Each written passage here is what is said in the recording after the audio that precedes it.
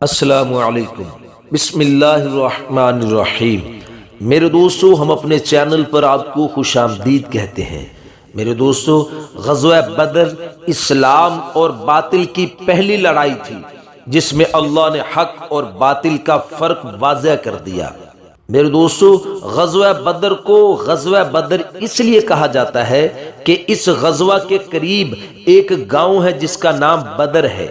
کیونکہ یہ لڑائی بدر گاؤں کے قریب ہوئی تھی، اس لیے اس غزوہ کا نام غزوہ بدر ہے۔ میرے دوستو، 12 رمضان المبارک بروز جمعرات کو مسلمانوں کا لشکر مدینہ منورہ سے روانہ ہوا تھا۔ 17 رمضان المبارک کی شب عشاء کے وقت بدر پہنچ گئے تھے۔ بدر کا میدان مدینہ منورہ سے تقریباً 80 میل کے فاصلے پر ہے۔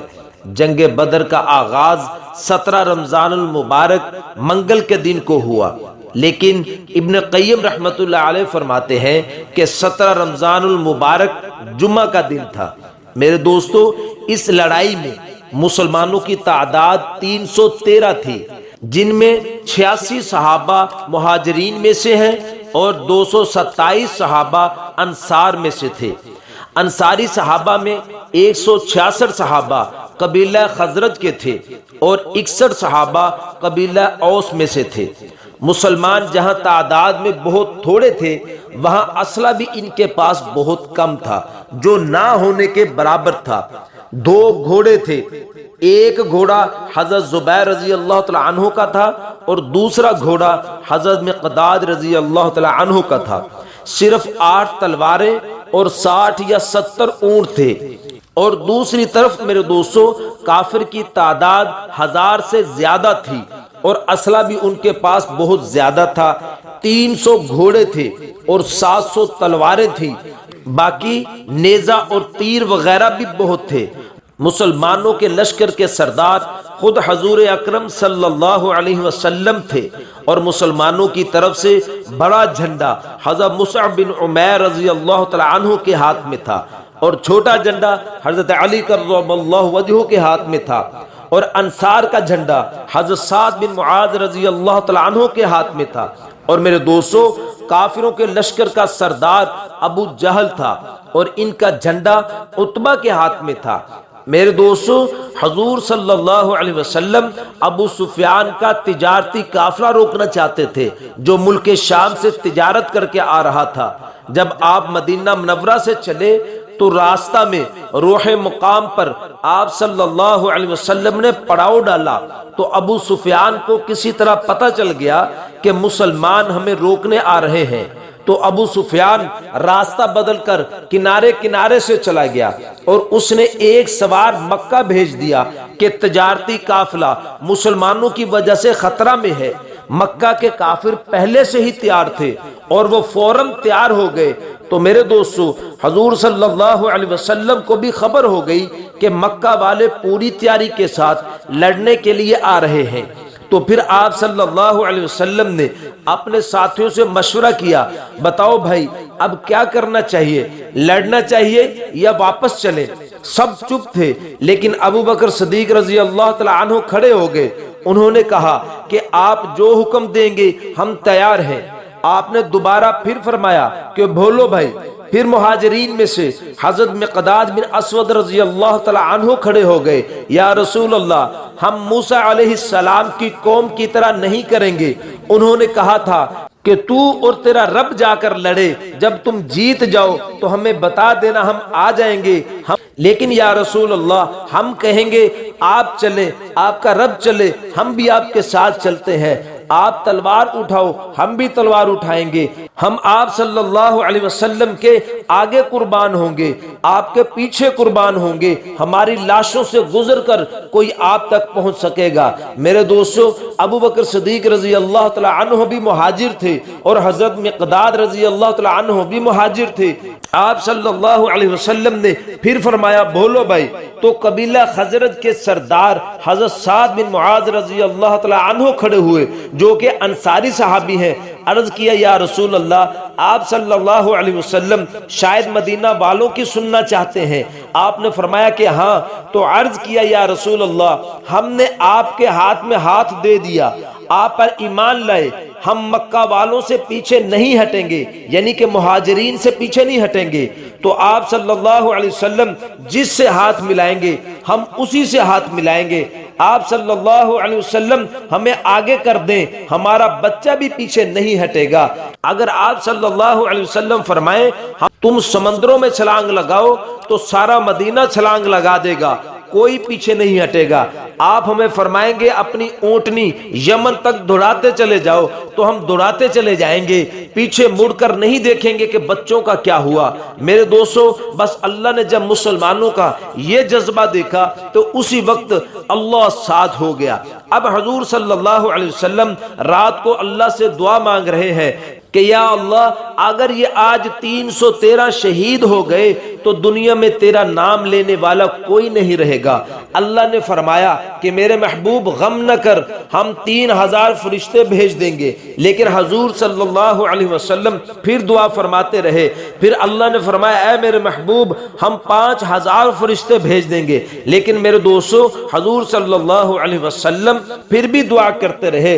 تو اب اللہ نے فرمایا کہ اے میرے محبوب یہ سب تو ہم نے آپ کی تسلی کے لیے کہا تھا، آپ غم نہ کرے، ہم خود میدان میں آ رہے ہیں۔ تو پھر آپ صلی اللہ علیہ وسلم خوش ہو گئے۔ میرے دوستو، صحابہ کی عجیب شان ہے۔ حضرت جبرائیل علیہ السلام نے حضور سے پوچھا کہ یا رسول اللہ صحابہ میں سب سے افضل کون ہے؟ آپ صلی اللہ علیہ وسلم نے فرمایا کہ جنگ بدر والے۔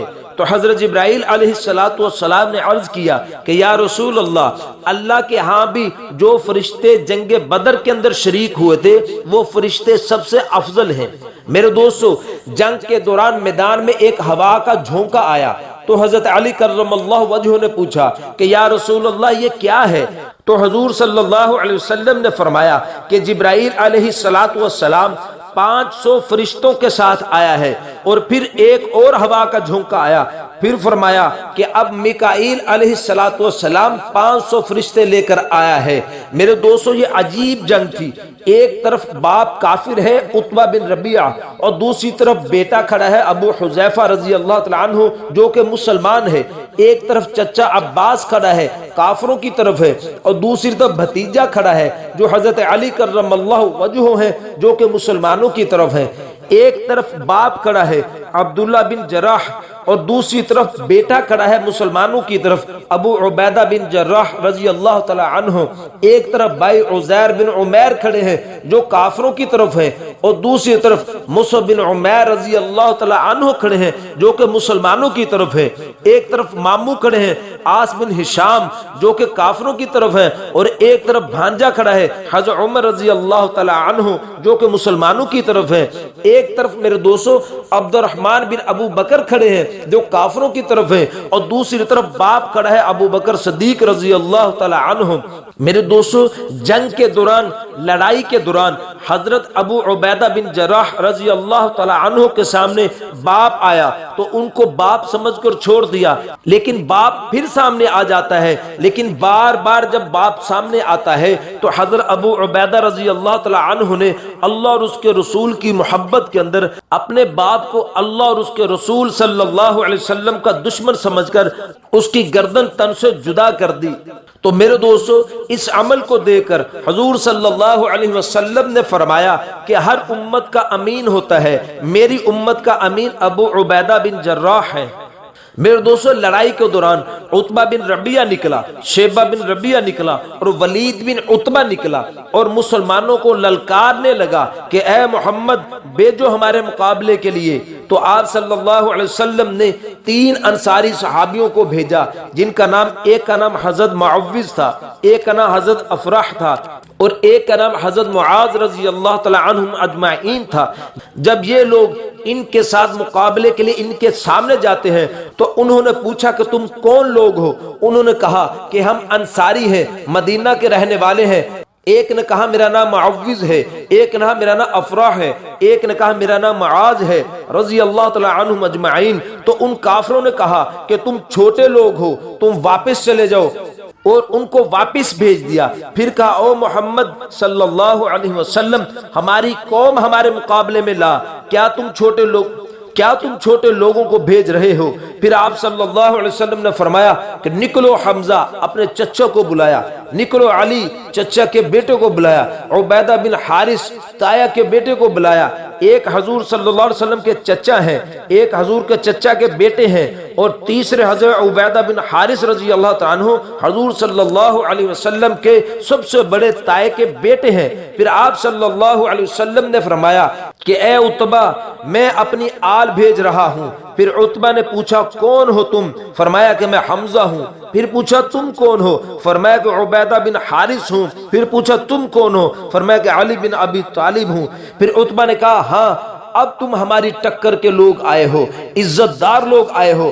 پھر میرے دوستوں، جب لڑائی شروع ہوئی تو حضرت حمزہ رضی اللہ تعالیٰ عنہ کے مقابلے کے اندر عتبہ ٹکراتا ہے، اور حضرت علی کرم اللہ وجہہ کے مقابلے کے اندر ولید ٹکراتا ہے، اور عبیدہ بن حارث کے مقابلے کے اندر شیبہ ٹکراتا ہے۔ حضرت حمزہ رضی اللہ تعالیٰ عنہ نے عتبہ کو قتل کر دیا، اور حضرت علی رضی اللہ تعالیٰ عنہ نے ولید کو قتل کر دیا، اور عبیدہ بن حارث رضی اللہ تعالیٰ عنہ کا اور شیبہ کا کافی دیر مقابلہ ہوتا رہا۔ حضرت عبیدہ بن حارث رضی اللہ تعالیٰ عنہ کافی زخمی ہو گئے، تو حضرت علی کرم اللہ وجہہ اور حضرت حمزہ رضی اللہ تعالیٰ عنہ نے آگے بڑھ کر شیبہ کو قتل کر دیا، اور عبیدہ بن حارث رضی اللہ تعالیٰ عنہ کو حضور صلی اللہ علیہ وسلم کے قدموں میں لا کر رکھ دیا، اور حضرت عبیدہ بن حارث رضی اللہ تعالیٰ عنہ حضور صلی اللہ علیہ وسلم کے قدموں کے اندر شہید ہو جاتے ہیں۔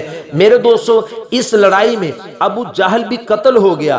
حضور صلی اللہ علیہ وسلم نے فرمایا کہ میری امت کا فرعون موسیٰ کے فرعون سے زیادہ سخت ہے، یعنی ابو جہل، کیونکہ موسیٰ علیہ السلام کے فرعون نے تو مرتے وقت کہہ دیا تھا کہ میں اللہ اور موسیٰ پر ایمان لاتا ہوں، لیکن ابو جہل کو جب دو چھوٹے چھوٹے بچوں نے حملہ کر کے مرنے کے قریب کر دیا تو عبداللہ بن مسعود رضی اللہ تعالیٰ عنہ نے آگے بڑھ کر اس کی چھاتی پر بیٹھ کر جب ابو جہل کی گردن اتارنے لگا تو ابو جہل نے کہا میری گردن ذرا نیچے سے اتارنا تاکہ دوسری گردنوں میں میری گردن اونچی نظر آئے۔ ابو جہل مرتے وقت بھی تکبر اور غرور میں ہی ہلاک ہوا۔ میرے دوستو، غزوہ بدر میں حضور صلی اللہ علیہ وسلم نے پہلے ہی بتا دیا تھا کہ ابو جہل یہاں قتل ہو کر گرے گا، عتبہ یہاں قتل ہو کر گرے گا، شیبہ یہاں قتل ہو کر گرے گا، یعنی آپ صلی اللہ علیہ وسلم نے بہت سے کفار کے بارے میں ارشاد فرمایا تھا کہ وہ اس جگہ قتل ہو کر گریں گے۔ میرے دوستو، صحابہ فرماتے ہیں کہ جب ہم نے ان کے قتل ہونے کے بعد ان کی لاشوں کو دیکھا تو جو اللہ کے نبی صلی اللہ علیہ وسلم نے جس جگہ پر نشاندہی فرمائی تھی ہر کافر اسی جگہ پر قتل ہوا پڑا تھا۔ میرے دوستو، اس غزوہ میں 14 صحابہ رضی اللہ تعالیٰ عنہم اجمعین شہید ہوئے تھے، اور 70 کافر مارے گئے تھے، اور 70 کافر قید کر لیے گئے تھے۔ تو میرے دوستو، اس طرح اللہ نے حق کو غالب کر دیا اور باطل کو شکست دے دی۔ تو میرے دوستو، اس معلومات کو زیادہ سے زیادہ شیئر کریں، اور مزید ایسی ویڈیوز کے لیے آپ ہمارے چینل کو سبسکرائب کر دیں اور بیل نوٹیفیکیشن پر کلک کر دیں تاکہ ہر نئی آنے والی ویڈیو کا نوٹیفیکیشن میرے دوستو بر وقت آپ کو مل سکے۔ تو اپنا بہت سا خیال رکھیے گا، دعا میں یاد رکھیے گا۔ ملتے ہیں انشاءاللہ اگلی ویڈیو میں۔ السلام علیکم ورحمۃ اللہ وبرکاتہ۔